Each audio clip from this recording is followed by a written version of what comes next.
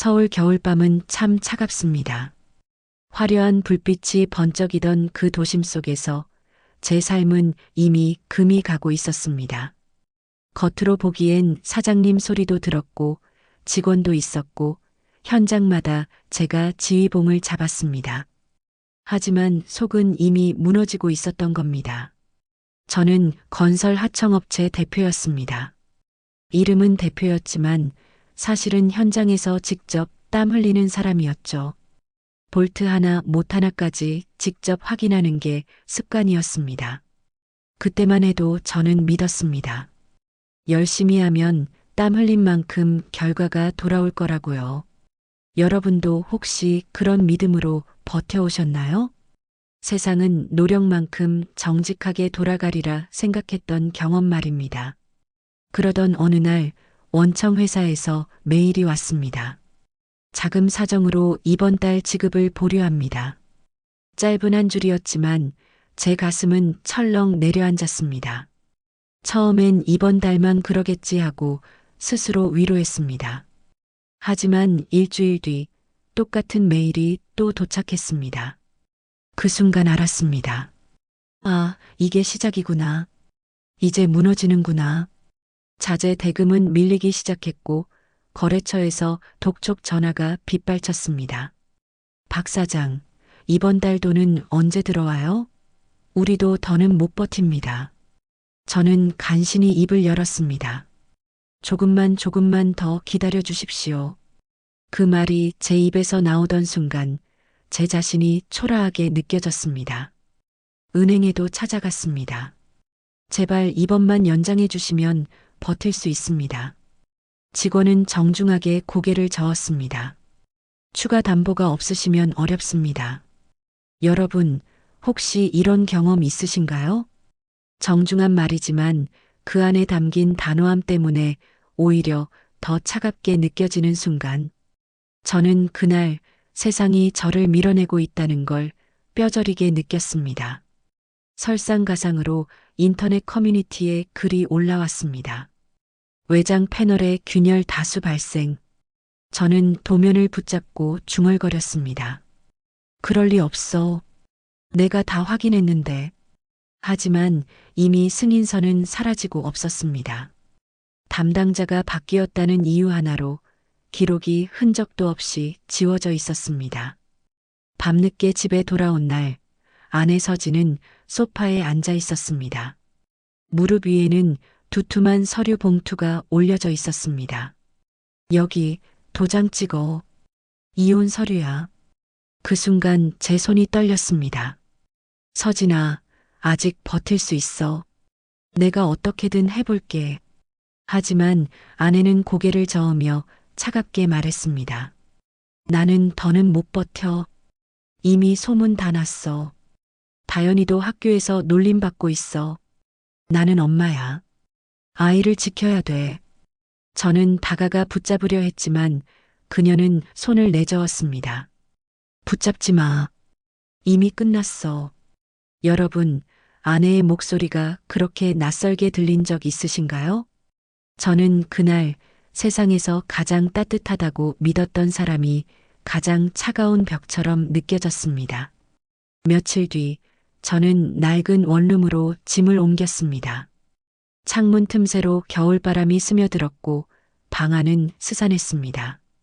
작은 전기주전자를 올려놓으니 보글보글 끓는 소리가 들렸습니다. 공사장에서 늘 듣던 시끄러운 소리 대신 그날따라 주전자 소리가 유난히 크게 들렸습니다. 쓸쓸하더군요. 이제 나한테 남은 건 뭐지? 돈도 회사도 가족도 다 사라졌는데 그때 휴대폰이 울렸습니다. 모르는 번호였습니다. 잠시 망설이다가 전화를 받았습니다. 여보세요. 낯선 청년의 목소리가 들려왔습니다. 사장님, 저 기억하시나요? 저는 이서준이라고 합니다. 작년 여름 수해 복구 현장에서 같이 뵀던 혹시 내일 시간 되시면 한 번만 와주실 수 있을까요? 어르신 혼자 사시는 집인데 비만 오면 물이 역류해서요. 제가 해보려 했는데 제 힘으로는 안 되더라고요. 순간 방 안은 주전자 끓는 소리만 남았습니다. 저는 한참 동안 말이 나오지 않았습니다. 그러다 짧게 대답했습니다. 내일 주소 보내. 공구는 내가 챙겨갈게. 여러분, 인생이란 게 그렇습니다. 모든 게 끝났다고 믿는 순간에도 뜻밖의 전화 한 통이 새로운 길을 열어주곤 합니다. 그날 밤 저는 아주 작은 희망 하나를 붙잡았습니다. 다음 날 아침 저는 낡은 작업 가방을 들고 약속한 주소로 향했습니다. 솔직히 말하면 발걸음이 무거웠습니다. 내가 뭘 할 수 있을까? 이제는 다 끝난 사람인데. 그런 생각이 머릿속을 떠나지 않았습니다. 골목 어귀에서 청년 하나가 저를 기다리고 있었습니다. 전날 전화를 걸어온 이서준이었습니다. 목장갑을 낀 그의 손은 빨갛게 얼어 있었지만 눈빛만큼은 단단했습니다. 사장님, 와주셔서 정말 감사합니다. 혼자 해보려 했는데 도저히 힘이 안 되더라고요. 저는 짧게 고개를 끄덕였습니다. 자, 어디부터 봅시다. 문을 열고 들어가자 곰팡이 냄새가 확 올라왔습니다. 천장은 검게 물들어 있었고 바닥은 군데군데 솟아올라 있었습니다. 구부정한 허리의 노인이 문 앞에 서 있었습니다. 여기가 내가 사는 집이요. 남편 떠난 뒤로 혼자 지내다 보니 이렇게 돼버렸지. 그 목소리에는 체념이 가득 묻어 있었습니다. 저는 방 안을 둘러보다 속으로 중얼거렸습니다. 이대로 두면 비라도 오면 금방 무너지겠구나. 서준이 조심스럽게 종이에 그려온 메모를 펼쳤습니다.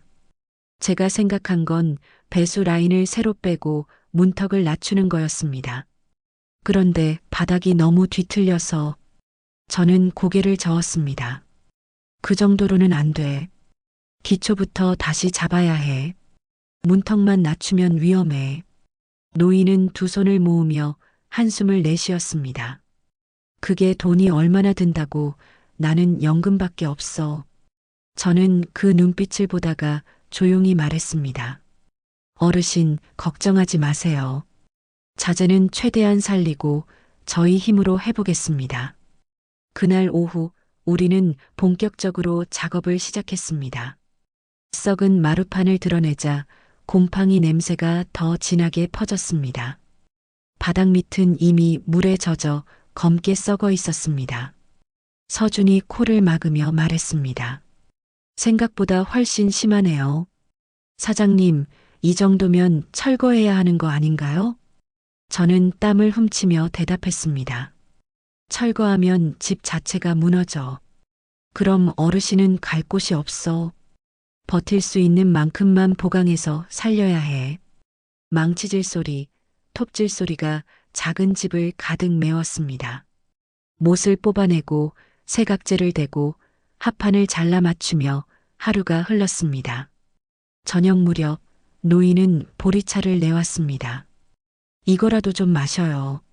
내가 도울 수 있는 게 없으니 마음이라도 보태야지.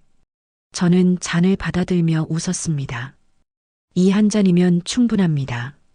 잠시 쉬던 서준이 조심스럽게 입을 열었습니다. 사장님, 사실 제 아버지가 목수셨습니다. 그런데 젊었을 때 사고로 돌아가셨어요.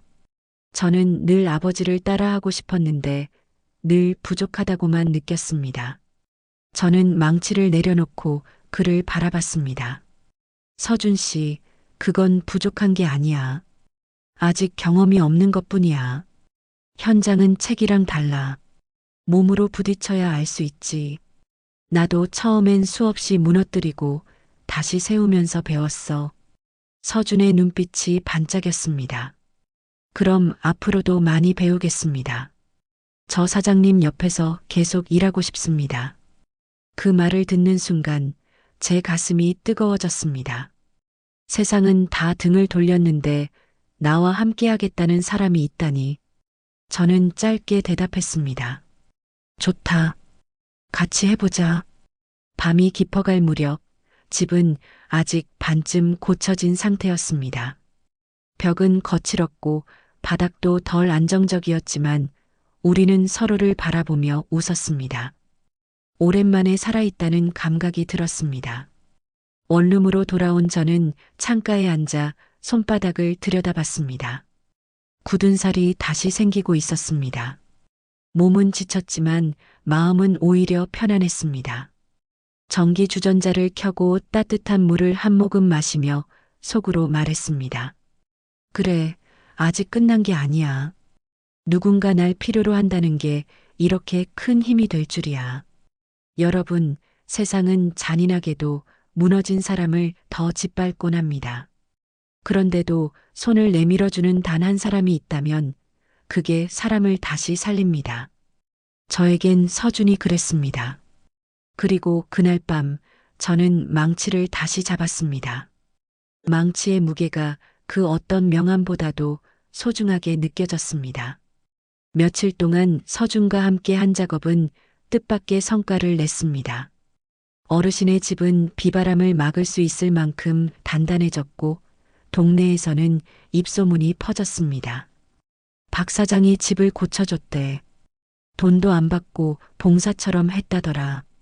사람들은 따뜻한 말을 건넸고 오랜만에 제 이름 앞에 좋다는 수식어가 붙었습니다. 여러분, 한 번쯤 들어보셨죠? 온 세상이 나를 미워하는 것 같다가도 누군가의 한마디 칭찬에 다시 숨을 쉴 수 있는 순간, 그게 바로 제게 찾아왔습니다. 하지만 그 행복은 오래가지 않았습니다. 세상은 늘 달콤함과 쓰라림을 함께 가져오더군요. 어느 날 집 앞 우편함에 두툼한 봉투가 꽂혀 있었습니다. 내용 증명이었습니다.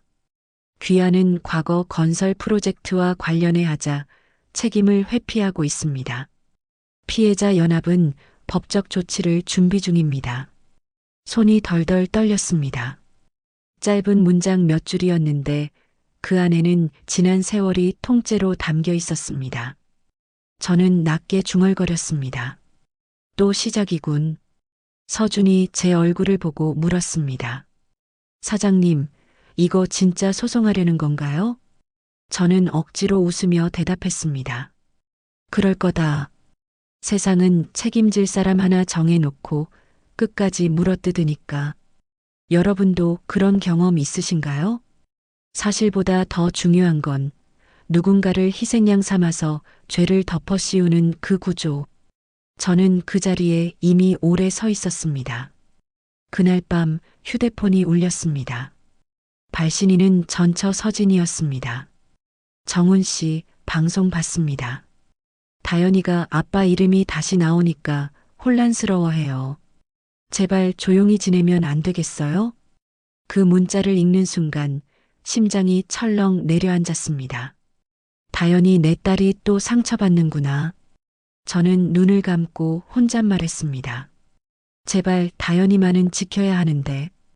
여러분, 부모 마음이 그렇습니다. 세상이 나를 욕하는 건 견디겠는데 그 화살이 아이에게 꽂히는 건 도저히 견딜 수 없는 겁니다. 며칠 뒤 철물점 앞에서 낯선 사내들이 저를 불러 세웠습니다. 박 사장 맞지? 채권자 대표로 왔어. 빚은 언제 갚을 거야? 저는 고개를 숙이며 말했습니다. 지금은 돈이 없습니다.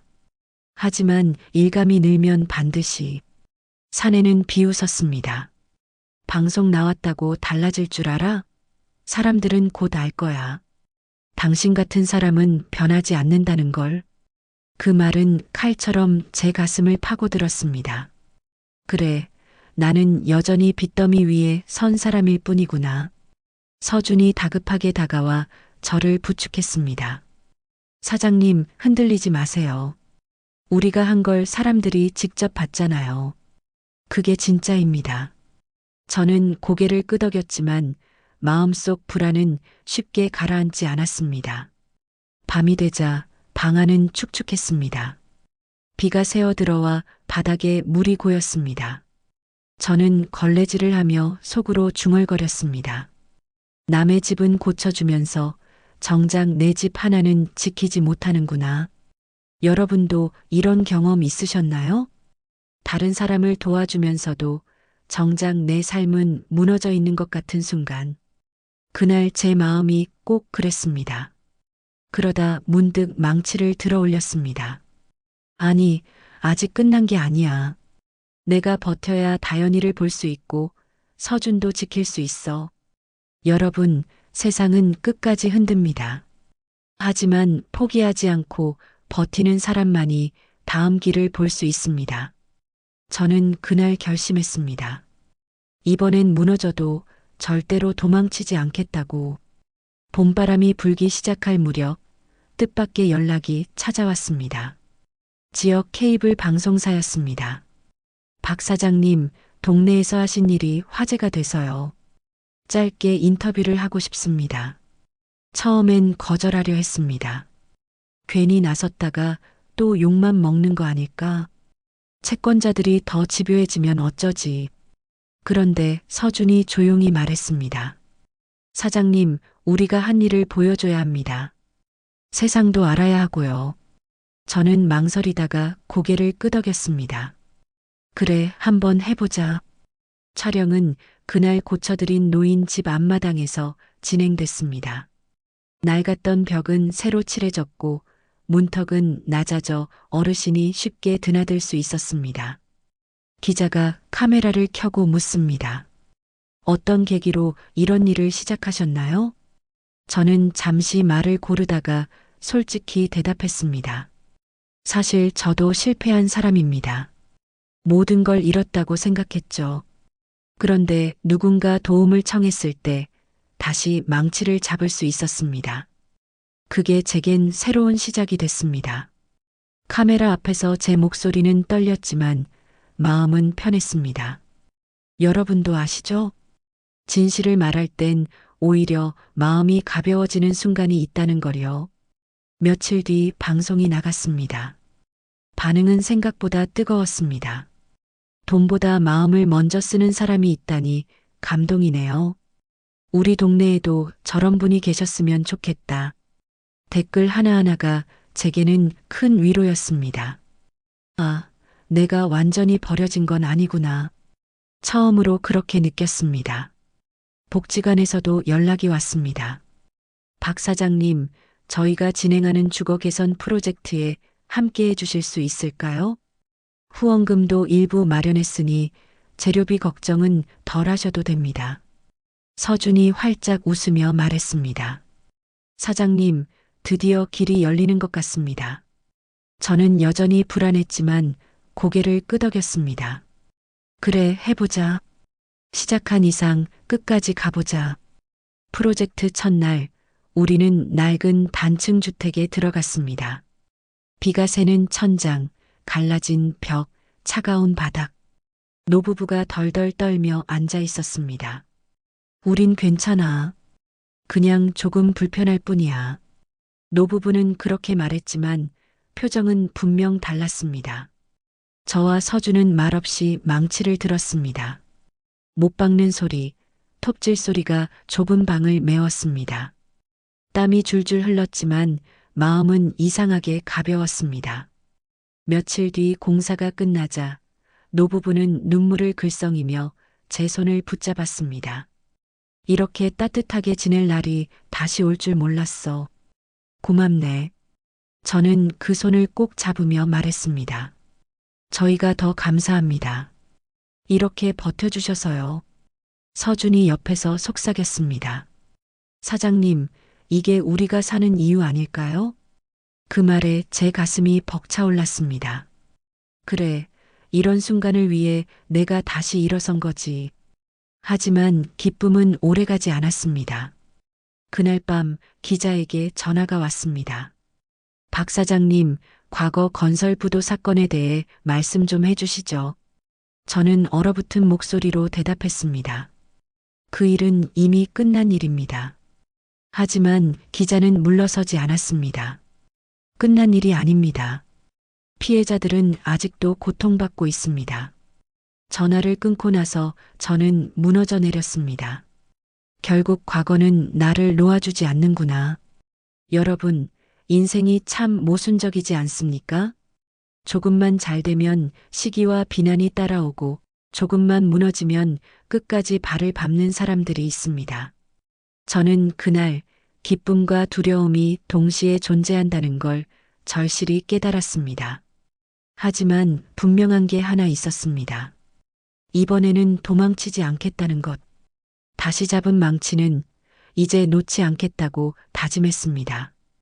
봄비가 유난히 길게 내리던 밤이었습니다.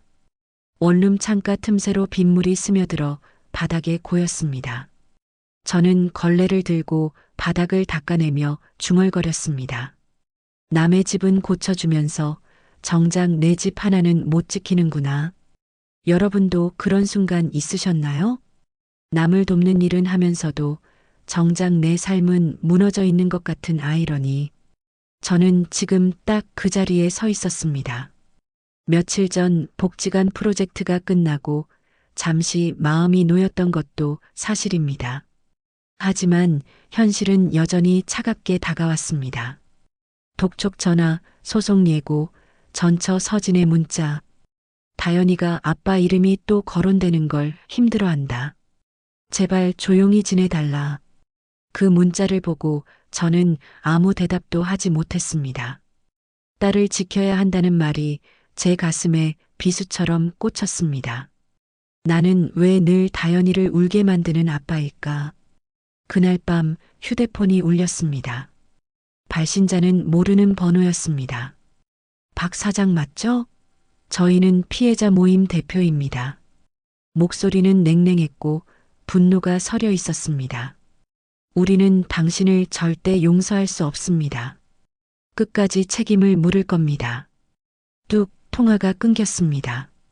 방 안은 다시 빗소리뿐이었지만 제 가슴은 더 시끄러웠습니다. 억울함, 분노, 두려움이 뒤엉켜 숨이 막혔습니다. 다음 날 아침 서준이 찾아와 제 얼굴을 보더니 말했습니다. 사장님, 너무 지쳐 보이십니다. 그래도 포기하시면 안 됩니다. 우리가 해온 걸 사람들도 봤잖아요. 결국 진실은 이깁니다. 저는 고개를 숙인 채 말했습니다. 그래, 하지만 세상은 그렇게 쉽게 변하지 않아. 진실보다 큰 소리가 먼저 퍼져나가니까. 여러분, 혹시 이런 경험 있으신가요? 진실을 갖고 있어도 누군가의 비난과 소문 앞에서 무력하게 느껴지는 순간. 저는 지금 그 늪에 빠져 있었습니다. 저녁 무렵 창문에 또다시 빗물이 흘러내렸습니다. 걸레로 닦아내다 문득 멈춰 섰습니다. 언제까지 이렇게 도망치며 살 것인가? 그 순간 제 안에서 작은 목소리가 들려왔습니다. 망치를 다시 잡아라. 끝까지 버텨라. 저는 망치를 들어 올리며 서준에게 말했습니다. 서준아, 이제는 숨지 않는다. 우리 손으로 우리가 옳다는 걸 보여주자. 서준이 힘주어 고개를 끄덕였습니다. 네, 사장님. 저도 끝까지 함께하겠습니다. 그날 밤 원룸 불빛은 희미했지만 제 가슴속 불은 꺼지지 않았습니다. 저는 빗소리 속에서 다짐했습니다. 다연아, 아빠가 이번에는 반드시 진실을 지켜낼 거다. 세상이 뭐라 해도 너에게만큼은 부끄럽지 않은 아빠가 될게. 봄비가 그치고 거리에 벚꽃이 피기 시작했습니다. 사람들은 따뜻한 계절을 맞이했지만 제 마음은 여전히 겨울에 머물러 있었습니다. 법적 조치 얘기, 채권자 협박, 전처의 차가운 문자. 세상이 다시 저를 끌어내리고 있었습니다. 그런데 뜻밖의 연락이 왔습니다. 과거 현장에서 함께 일했던 전직 소장이었습니다. 사장님, 저 김 소장입니다. 아파트 현장 기억하시죠? 저는 의아한 마음으로 대답했습니다. 네, 기억합니다. 그런데 무슨 일이십니까? 그는 잠시 숨을 고르더니 낮은 목소리로 말했습니다.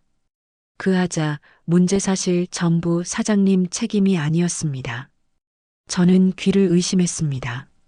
아니, 무슨 말씀이세요? 제 이름으로 서류가 올라갔는데. 김 소장은 깊은 한숨을 내쉬었습니다. 맞습니다. 하지만 그 서류, 본사에서 조작한 겁니다. 원래 설계 변경 승인도 있었는데 윗선에서 비용 아낀다고 묻어버린 겁니다. 사장님이 마지막으로 보셨을 땐 정상 설계였을 겁니다. 그 뒤에 몰래 바꾼 거예요. 그 순간 심장이 쿵 내려앉았습니다. 그럼 나는 억울하게 뒤집어 쓴 건가? 옆에서 통화를 듣던 서준이 눈을 크게 떴습니다.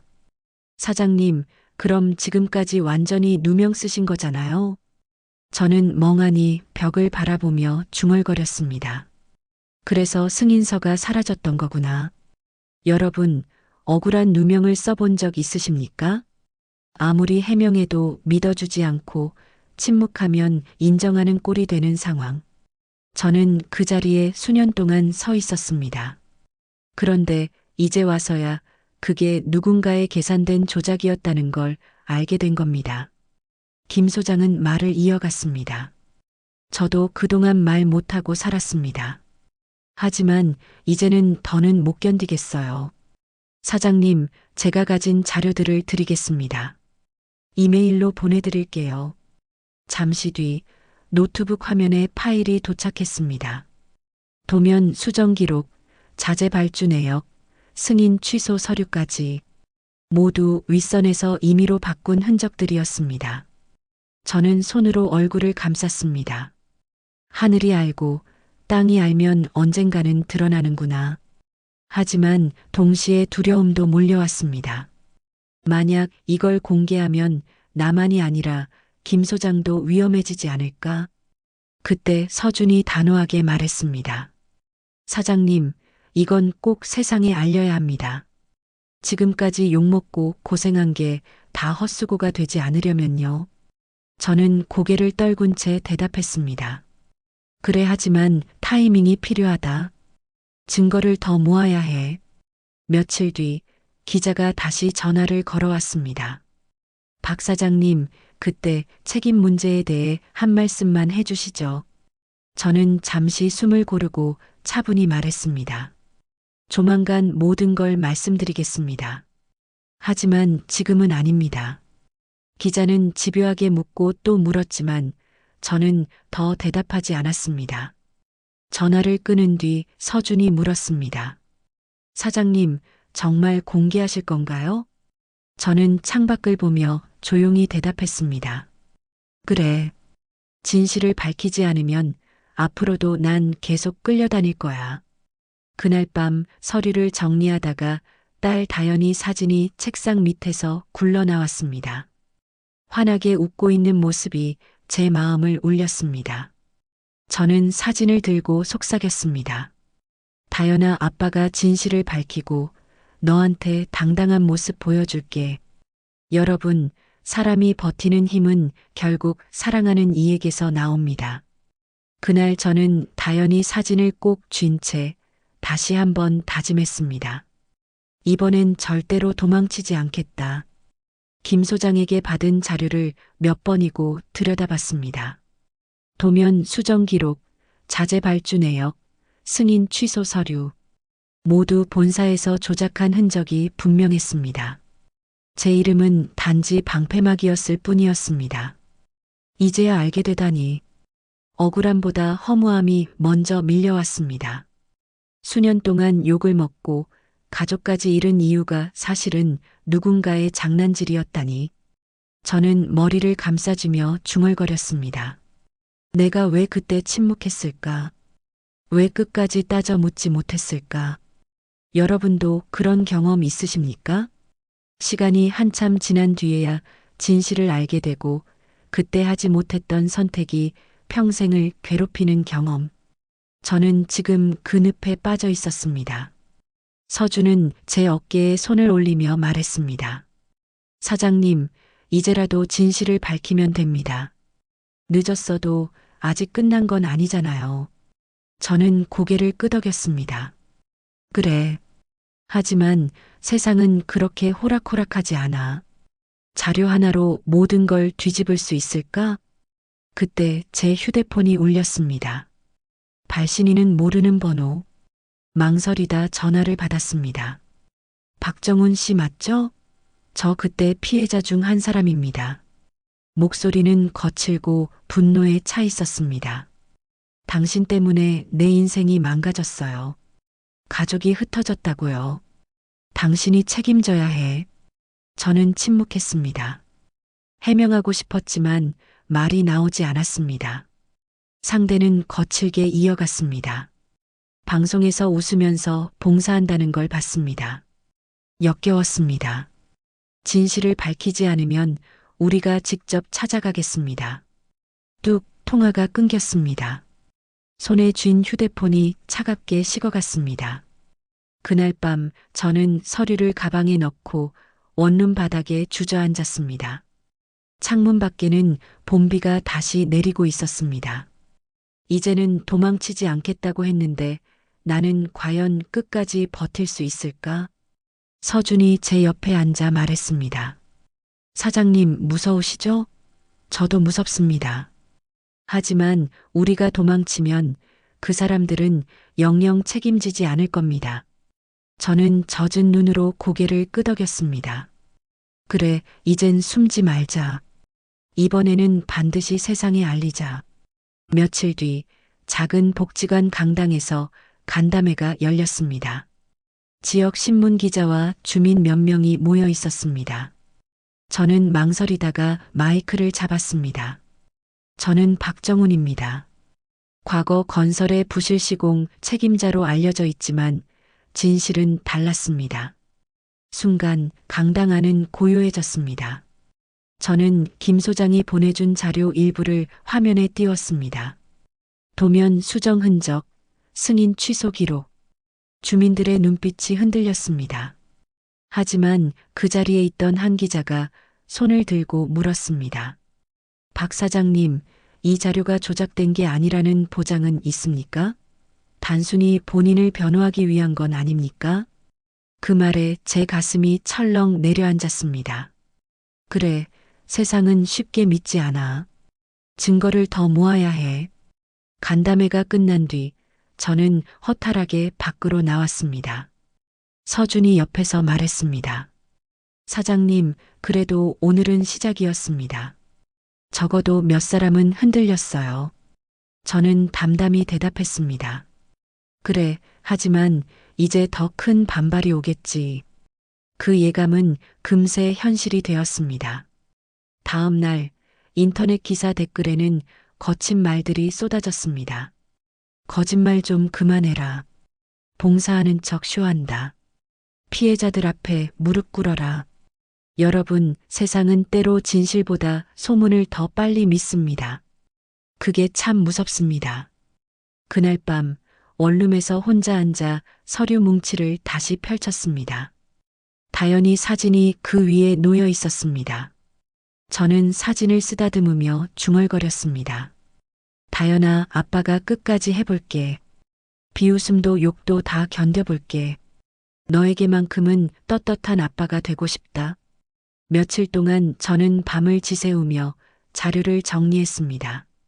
김 소장이 보내준 파일들을 다시 확인하고 빠진 부분은 메모해 두었습니다. 눈이 충혈돼 있었지만 손은 멈추지 않았습니다. 서준이 옆에서 걱정스러운 얼굴로 말했습니다. 사장님, 너무 무리하시는 거 아닙니까? 저는 고개를 저으며 대답했습니다. 이번에는 제대로 준비해야 해. 반쯤만 드러내면 오히려 더 큰 역풍이 올 거야. 여러분도 그런 경험 있으십니까? 결정적인 순간 앞에 설 때 온몸이 무너져 가면서도 이상하게 더 버티게 되는 경험 말입니다. 저는 지금 그 벼랑 끝에 서 있었습니다. 드디어 기자회견 날이 왔습니다. 작은 회견장이었지만 수십 개의 카메라와 기자들이 몰려 있었습니다. 플래시 불빛이 쏟아질 때마다 눈이 시렸습니다. 저는 마이크 앞에 서서 깊게 숨을 들이마셨습니다. 저는 박정훈입니다. 지난 수년 동안 부실 시공 책임자라는 낙인 속에 살았습니다. 오늘 이 자리에서 그 진실을 말씀드리려 합니다. 순간 회견장은 고요해졌습니다.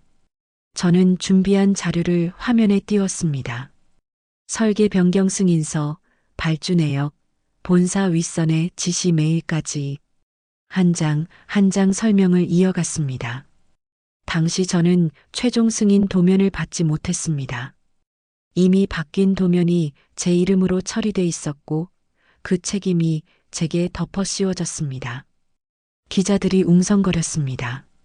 어떤 이는 고개를 끄덕였고 어떤 이는 여전히 냉담한 표정이었습니다.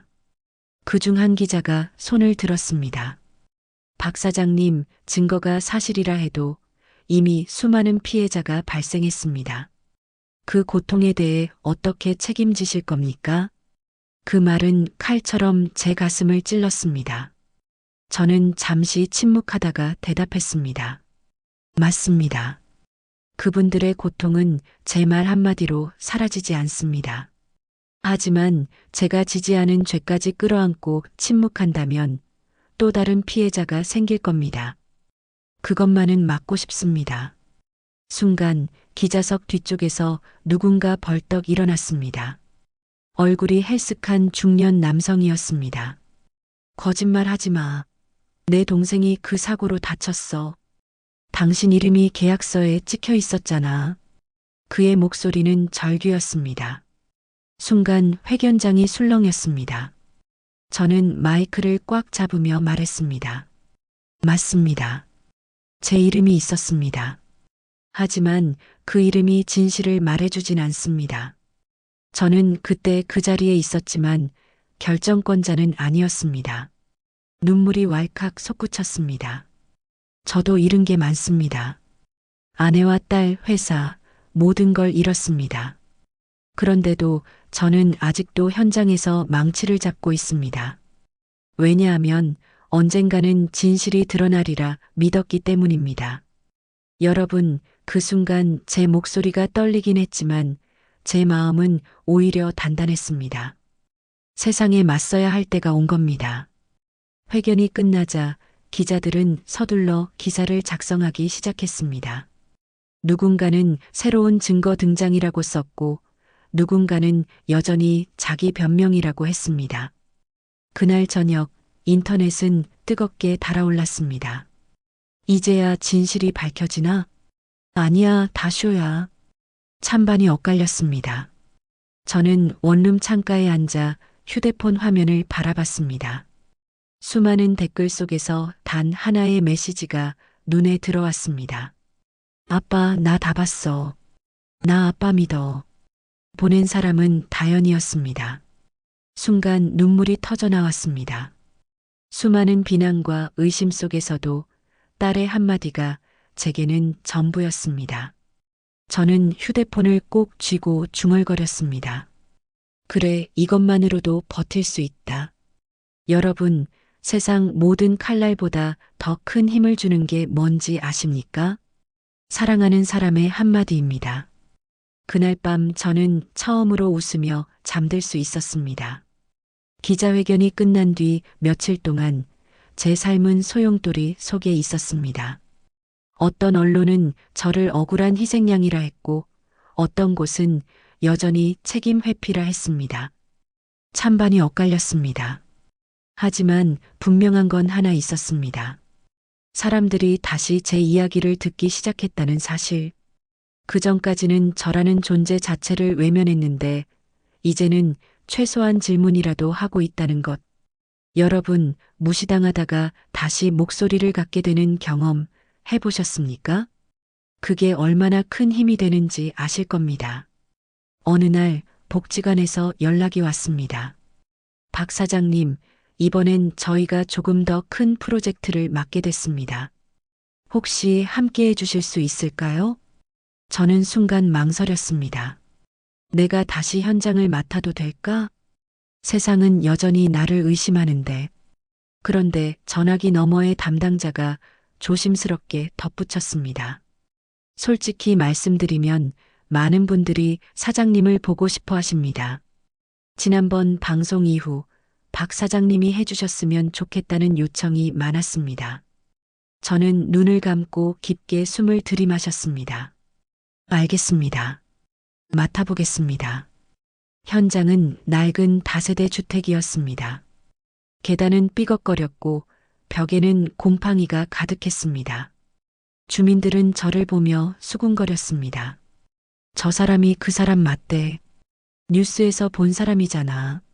찬 눈빛과 따뜻한 눈빛이 동시에 느껴졌습니다. 저는 망치와 톱을 들며 속으로 중얼거렸습니다. 누가 뭐라 하든 내 손으로 증명해야지. 서준과 함께 다시 작업이 시작됐습니다.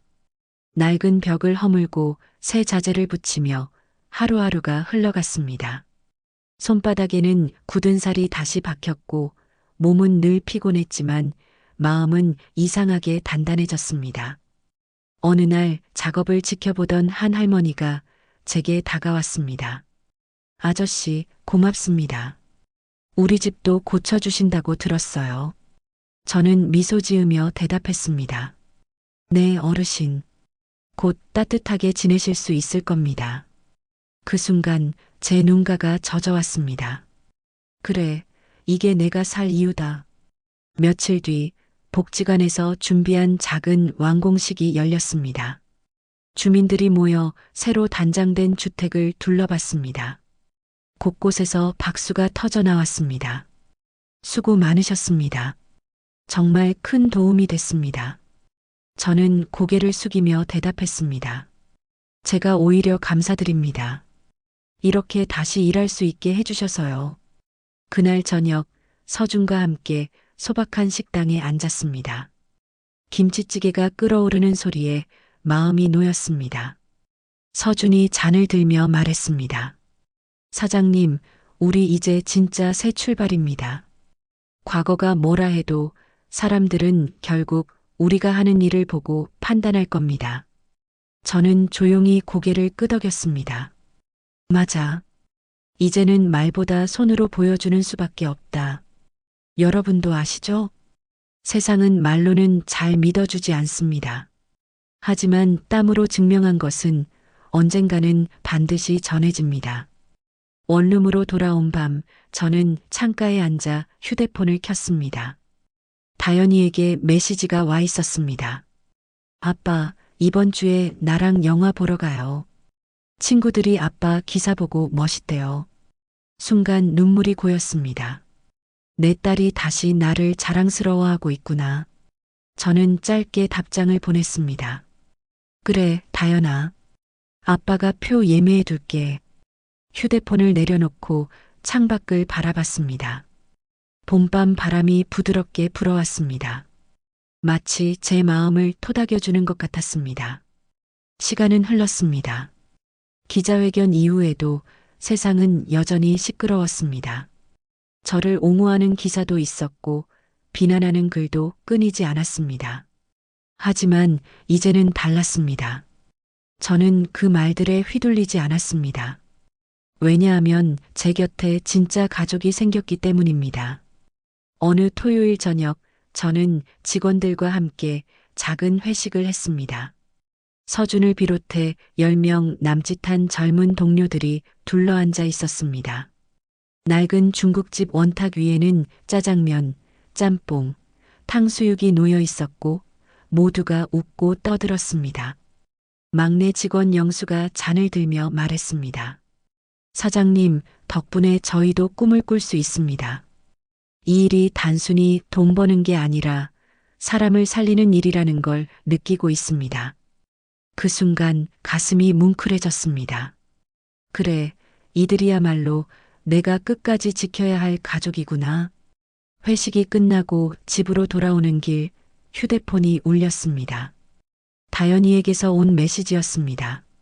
아빠, 오늘 친구들이 또 아빠 얘기했어요. 아빠 멋있다고요. 나 진짜 기뻤어요. 저는 길가에 멈춰서서 휴대폰을 꼭 쥐었습니다. 눈물이 차올랐습니다. 그래, 이제는 너에게 부끄럽지 않은 아빠가 됐구나. 여러분도 아시죠? 사람이 살아가는 힘은 결국 사랑하는 이들의 말 한마디에서 나온다는 걸. 저는 그날 세상 어떤 박수보다도 다연이의 메시지가 가장 큰 상이라고 느꼈습니다. 다음 주 월요일 저는 새로 마련한 작은 사무실에 출근했습니다. 낡은 건물 3층이었지만 창가로 들어오는 햇살은 따뜻했습니다. 책상 위에는 직원들과 함께 찍은 단체 사진이 놓여 있었습니다. 모두 땀범벅이 된 채 웃고 있는 모습. 저는 그 사진을 바라보다가 혼잣말했습니다. 그래, 이게 진짜 가족이지. 여러분, 저는 가족을 잃었다고 생각했습니다. 아내도 장모도 친척도 모두 떠났습니다. 하지만 이제 깨달았습니다. 가족은 피로만 이어지는 게 아니더군요. 힘든 순간 함께 땀 흘리고 무너질 때 손을 잡아주는 사람들이야말로 진짜 가족이었습니다. 저녁 무렵 직원들과 다시 모여 작은 미팅을 했습니다. 새로운 프로젝트 이야기가 오갔습니다. 사장님, 이번에는 친환경 자재로 지어보죠. 좋다. 우리만의 방식으로 한번 해보자.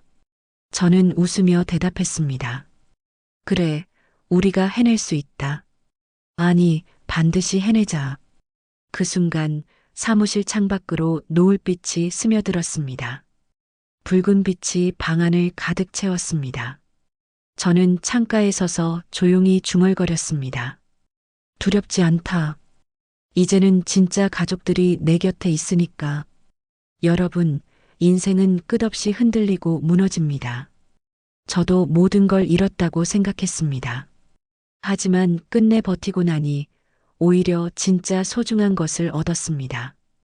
그게 바로 오늘의 제 이야기입니다. 만약 지금 누군가가 절망 속에 계시다면 제가 드리고 싶은 말이 있습니다. 조금만 더 버티십시오. 누군가 분명히 손을 내밀어 줄 겁니다. 그리고 그 순간 새로운 삶이 시작될 겁니다. 마지막으로 부탁드립니다. 오늘 제 이야기가 마음에 남으셨다면 좋아요와 구독 버튼 한번 눌러주십시오. 여러분의 그 응원이 제게는 또 다른 힘이 됩니다. 앞으로도 사람 사는 이야기, 눈물과 웃음이 있는 이야기로 찾아뵙겠습니다.